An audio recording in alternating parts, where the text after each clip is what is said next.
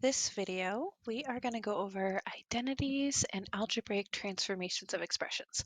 This can feel really overwhelming at first. It can be really challenging at first, but the more practice, the better it gets. So let's get on with it. Maybe. There we go.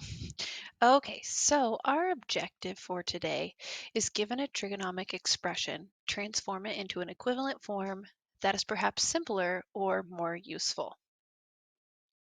So let's take a look at this graph.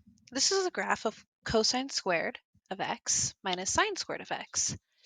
And then we're going to take a look at this graph, which is 1 minus 2 squared of x. And you'll notice that the scales here are the same, and the points are all falling in exactly the same locations. Look at this. That's in the same spot as this, and that's in the same spot as this. So these look like they're equivalent forms. Now, of course, you can't prove it graphically, but they look like they're equivalent. So as you can see, the two graphs are the same because the two sides of the equation represent identical numbers for all values of x. This is what we call an identity. An identity is when this set of numbers is equivalent to this set of numbers. And maybe the equations don't look the same. That's okay. So we're going to dive a little further into this. So transformations. We're going to practice with an example. So we'll call this example 1, and we are going to transform sine of x, cotangent of x, into cosine of x. What does that mean? Well, your thought process should be something like, the product of sine of x, cotangent of x has two factors, and the result only has one factor. Can I convert one of those factors into a fraction so I can cancel things out? So the first thing that you want to do every single time you're doing these transformations of functions is you want to start by writing the given expression. And our given expression was sine x cotangent of x. So we're going to write that down. There we go. We have it written down. Now, we want to think about our different properties to see if there is any way to rewrite this. Now, I like to always get things in terms of sine and cosine. So I have a sine right here. Is there any way to write cotangent of x in terms of sine and cosine? Ooh, there's this thing called the quotient property. And if I substitute in the quotient property, cotangent of x, let's see if I can get my pen over here to work when I've got this like fancy little tablet thing, but I'm not very good at it. So cotangent of x using our quotient property is cosine of x over sine of x. So if I substitute this guy in right here, I would get this. Well, that's pretty cool. I could simplify that. I could simplify that because sine is in the numerator and the denominator, so it cancels out. And so when I simplify, I'm just going to get cosine of x. Wow. Now we're going to do something called the transitive property, and we just do that for completeness. And that means that we are going to say therefore. Those three dots in that little triangle, the symbol means therefore. Therefore, and we use it in proofs, sine of x times cotangent of x equals cosine of x. And you always put this QED when you're using the transitive property for completion. And I think it's Greek, but essentially it means these are the same because of the steps that we showed above. We did it. That's awesome. Let's try another one. Okay, so in this example, we're going to kick it up a notch. We're going to do it something a little bit more challenging, and this one is actually the graphs that we saw on that first page. And so we want to transform cosine squared of x minus sine squared of x into 1 minus 2 sine squared of x. What should we do? Well, I think that the result has only sine in it, so we need to get rid of cosine. You see that? The result, this is what we call the result. Oops, sorry, go back. No, I'm going the wrong way. So this is our result, and it only has a sine in it. So we have to get rid of this cosine.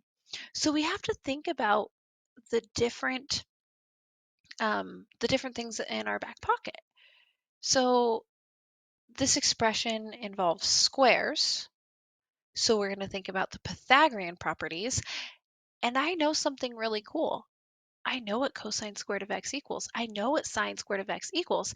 And because I know what cosine squared of x equals, this right here, I could replace that with a Pythagorean property. Because remember, our Pythagorean property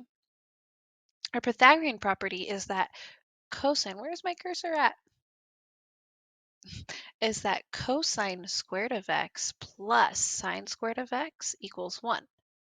Now we can't just convert this whole thing because of that pesky minus sign. It has to be a plus sign.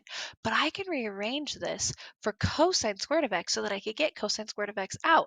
I could go cosine squared of x equals 1 minus sine squared of x. And if I were to substitute this in for cosine squared of x, I would get rid of my cosines. And I think that that's the next thing in our thought process. I can write the Pythagorean property, cosine squared of x plus sine squared of x equals 1 as cosine squared of x equals 1 minus sine squared of x. And so I think that that is the path that we're going to go. But I haven't even written anything down on my paper yet. I'm just thinking. These problems take a lot of thinking, and that is okay. So our first step always is start by writing the given expression. And our given expression is this right here. So we're going to start by writing cosine squared of x minus sine squared of x. Now we solved this madness right here.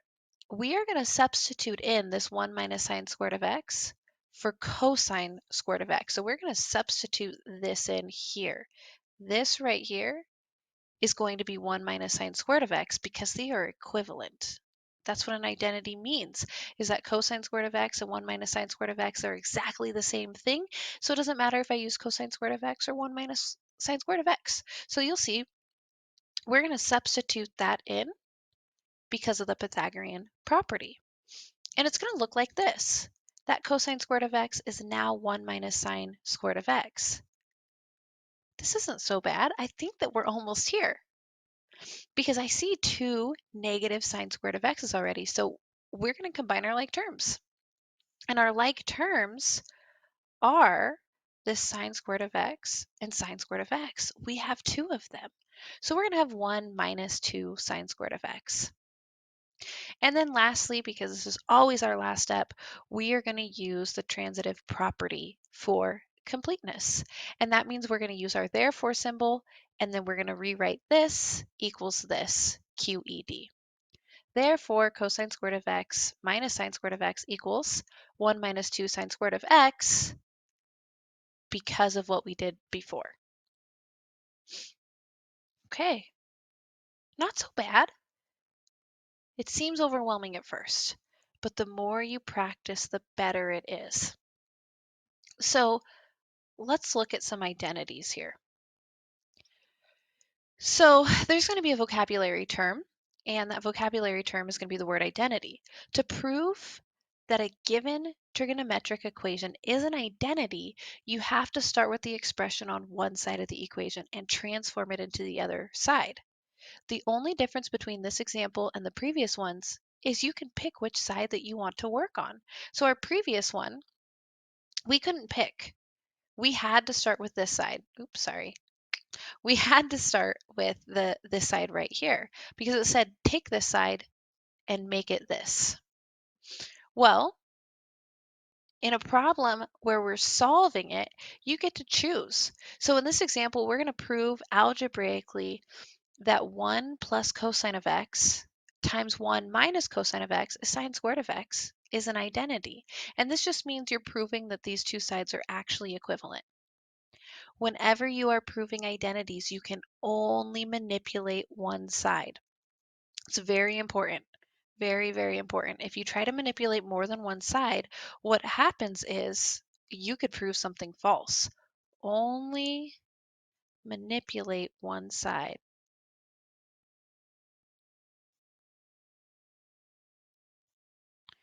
Generally, we pick the more complicated side. And so when I look at this, this is more complicated than this. So let's start with this side here.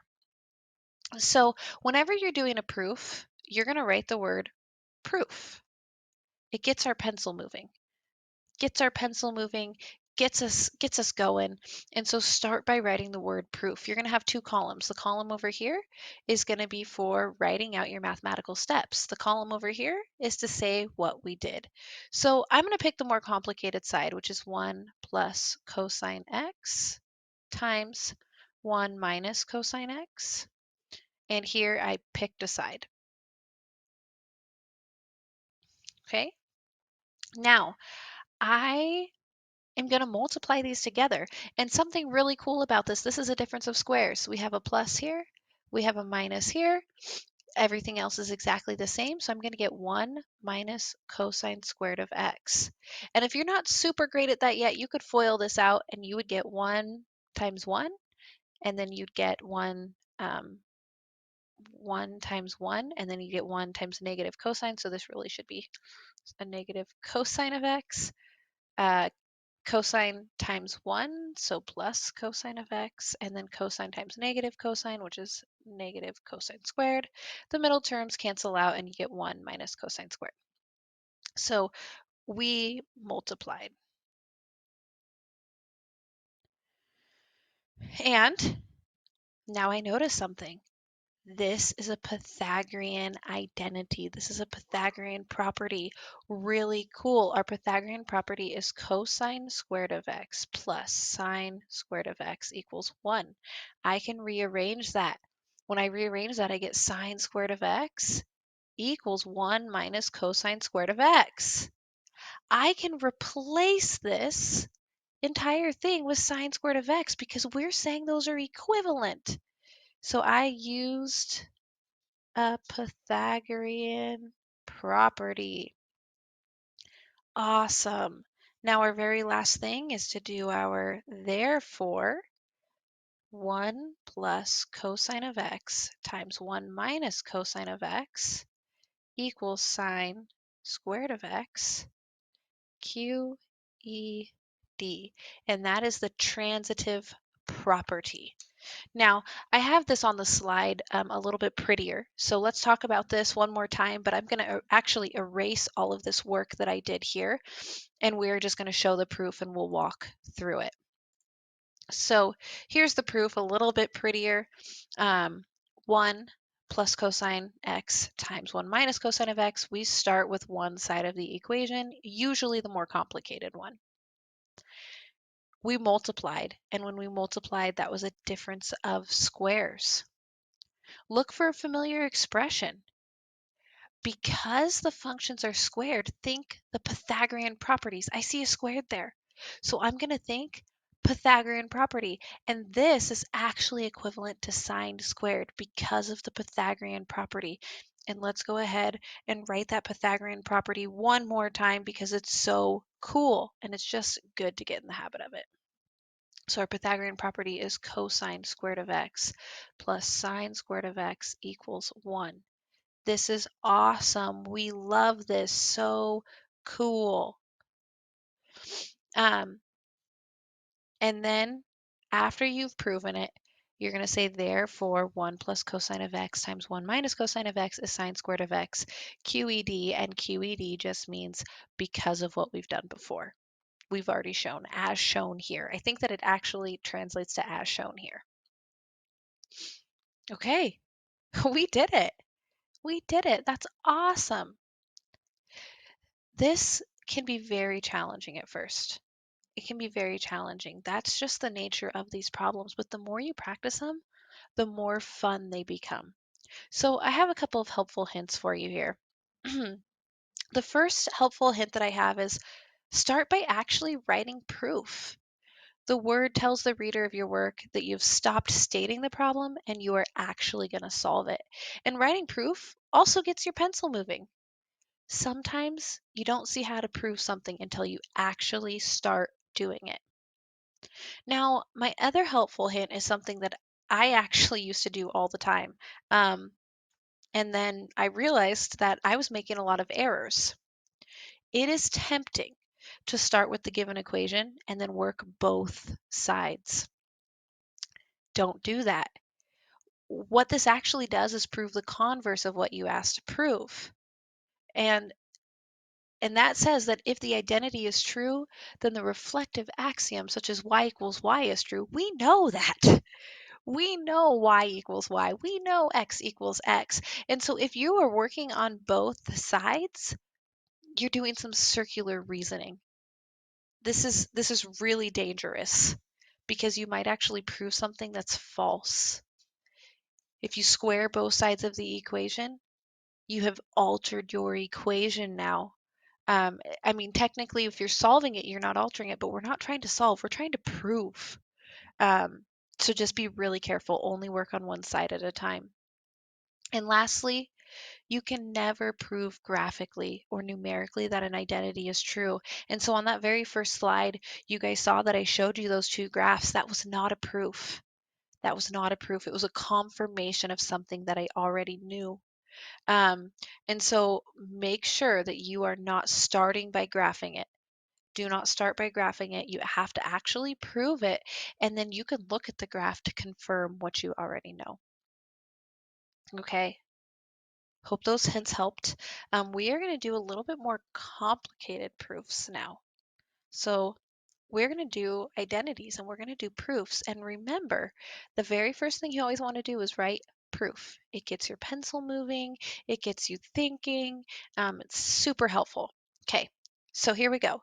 Prove algebraically that cotangent of A plus tangent of A equals cosecant of A times secant of A is an identity. Oh my gosh, I'm sweating. Whew, how how in the world am I going to do this? What do I even start with? It's okay. We're going to start with writing proof. Let's write proof on our paper. We've started. Our pencil is moving.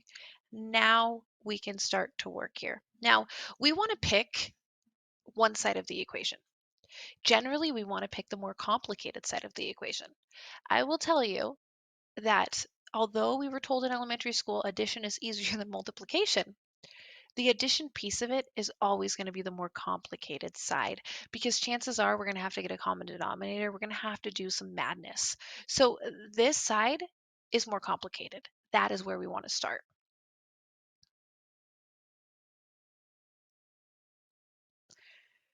Okay, so now we have to start thinking. We have cotangent of A plus tangent of A. That's two terms. Our final answer, our result, is one term multiplied together. So we probably want to try to rewrite this as fractions and then see if we can get a common denominator and add them. Now, one hint that I just take to heart and I use all the time is anytime I can rewrite in terms of sine or cosine, I do it. Is there any way to rewrite cotangent in terms of sine or cosine? Heck yes. We can apply the quotient property. Cotangent is the same thing as cosine over sine. These are equivalent. So let's replace this bad boy with that. And tangent of A is the same thing as sine of A over cosine of A. Let's replace this with that. Now we no longer have these cotangents and tangents. We have sines and cosines, and we love sines and cosines. They're so much easier to work with. So cotangent of A plus tangent of A can be rewritten as cosine of A over sine of A plus sine of A over cosine of A. Now I need to find a common denominator. Well, If I multiply by 1, it does not alter my fraction. So I could take this here and I could multiply by cosine of A over cosine of A because this has a cosine in it. And I want our denominator to be the same thing. Now, this one I could multiply by sine of A over sine of A because sine of A over sine of A, this just equals 1. This just equals 1. I have not altered my equation whatsoever by doing that. And all that does is it gives me this common denominator. It gives me the common denominator of sine A times cosine A. And then I can add my numerator. Cosine times cosine is cosine squared. Sine times sine is sine squared. So there we have it. Cosine squared of A plus sine squared of A all over sine of A times cosine of A. Okay. Doesn't look like this yet, but we're getting there. We are getting there. Some of this sweat is starting to go away. Now, I see something really cool. I recognize the Pythagorean property. Cosine squared of A plus sine squared of A. What does that equal? What does cosine squared of A plus sine squared of A equal? It equals 1. I can replace this entire thing with 1. That is so cool. So I have 1 over sine of A cosine of A. That is so awesome. We are getting so close. I did not want to write that there, so I'm going to erase it because I know something's going to pop up. Um, Still working on this technology thing. So we have 1 over sine of A cosine of A. All right, we're almost there. 1 over sine of A is cosecant of A. Using the reciprocal property, 1 over cosine of A is secant of A. Look at that. Using the reciprocal property, I can rewrite that as cosecant of A times secant of A. And we did it. We did it. We have one more step. We have to use that transitive property for completeness. And so we have, therefore, cotangent of A plus tangent of A equals cosecant of A times secant of A because of the steps above, as seen. We did it! Yes! Like I said, this can be challenging. There are so many math skills that you have to tap in on. You have to recognize getting a common denominator. You have to recognize all these different identities. You have to be comfortable with manipulating math problems, not people. But the more you practice it, the better it gets. And I'm telling you, they do become fun. So, just another special note. Avoid the temptation to use the shortcut by writing only cosine or secant. Cosine and secant are names. They're not values. Equality applies to numbers, not names. So do not just write cosine. You need to write the x with that, or the letter cosine of x or cosine of A or cosine of B, whatever the heck we're talking about. But you have to have the argument there. No argument means it's just a name. It doesn't mean anything. So no argument means it's just a name.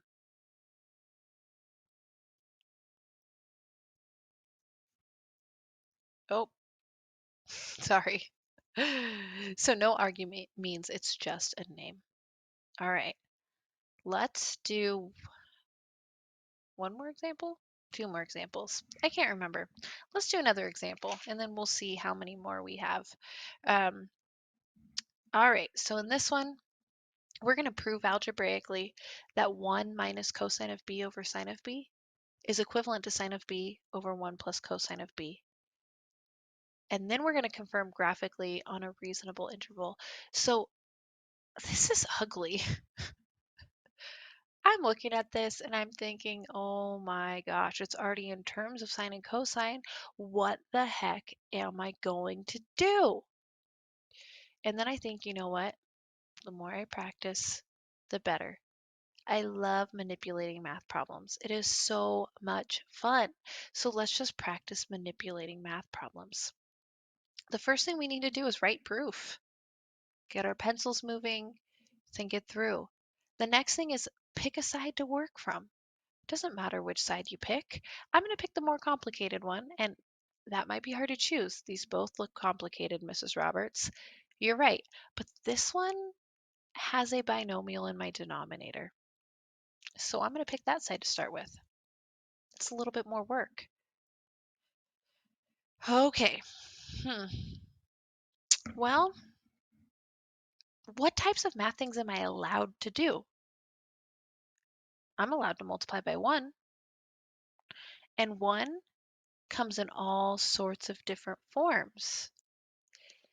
In the end, I want to have a 1 minus cosine of b in my numerator. So why not try multiplying by 1 minus cosine of b over 1 minus cosine of b?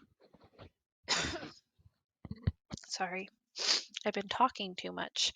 So I'm going to multiply by 1 minus cosine of b over 1 minus cosine of b.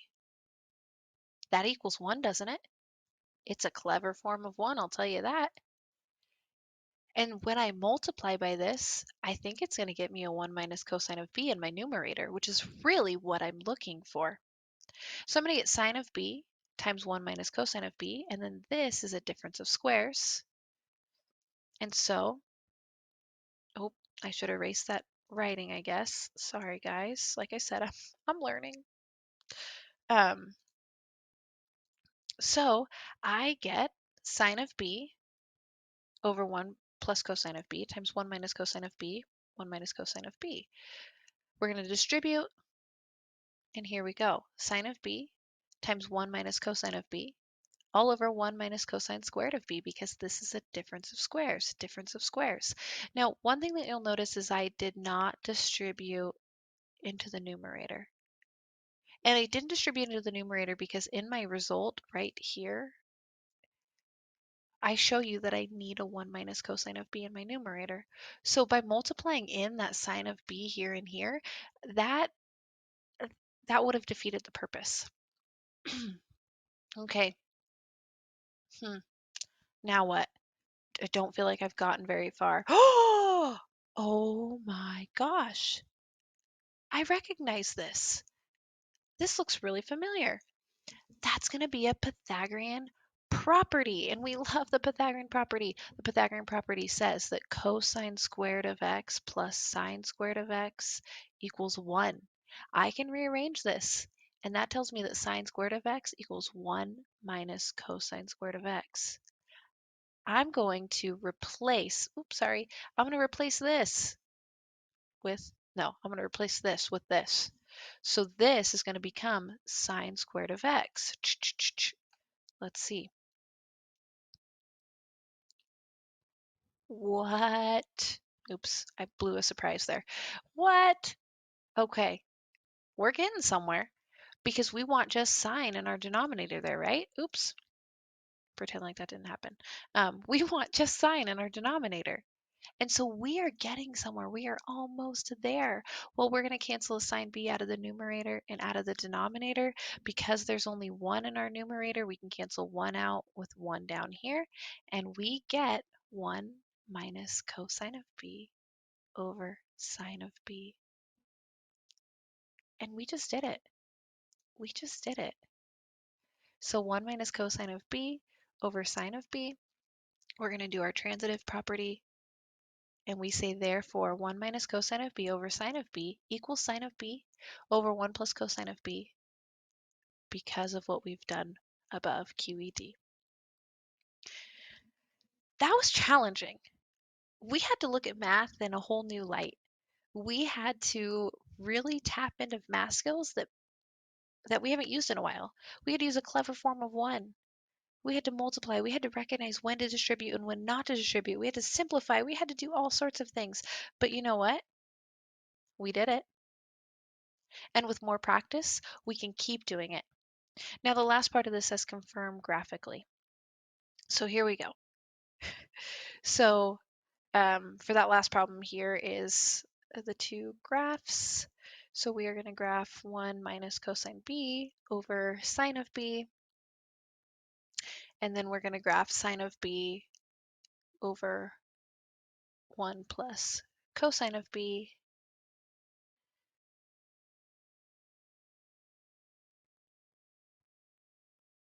And you'll notice that the graphs fall exactly on top of each other, which means that they are equivalent. So conjugate binomials. So there's two ways to think of the form of 1 to multiply by the second line of the last example. So first we had 1 plus cosine of b, and then we had 1 minus cosine of b. Because the signs in between them are opposite, these are called conjugates. And what happens is when you multiply conjugates, you get the difference of squares. And we talked about conjugates when we were talking about irrational numbers. That was a long time ago. But by multiplying the conjugates, you get the difference of squares, and that allows you to use the Pythagorean property, which is freaking awesome. So we could do some examples of different conjugates. We could have, what is the conjugate of 1 plus sine of x? It's 1 minus sine of x. What is the conjugate of sine of x plus cosine of x? It is sine of x minus cosine of x. What is the conjugate of 1 plus 2 sine of x? It's 1 minus 2 sine of x. So the only thing that changes is the sign in between them. And every single time you multiply these, you get the difference of squares. So if we go back up to this, when we multiply these together, we get 1 minus sine squared of x.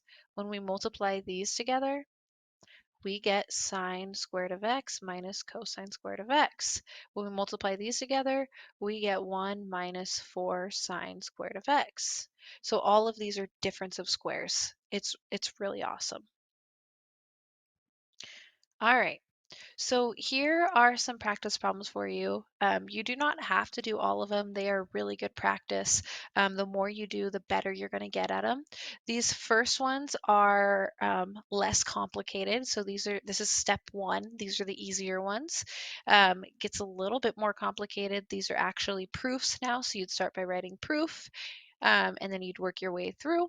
And then this last one, you're going to have to get common denominators. You're going to have to multiply by um, inventive ways to make 1, all sorts of things. So at this point in time, pause this video, work through a few of these, if not more, and then on the next slide when you hit play, some of the answers for this first section will be up there. I don't have answers for these ones yet. I would like to go over those in a live video with you guys.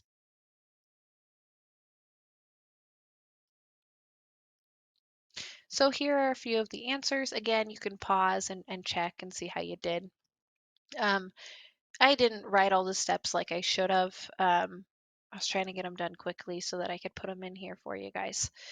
So I hope this video was helpful. Yeah, have a good day.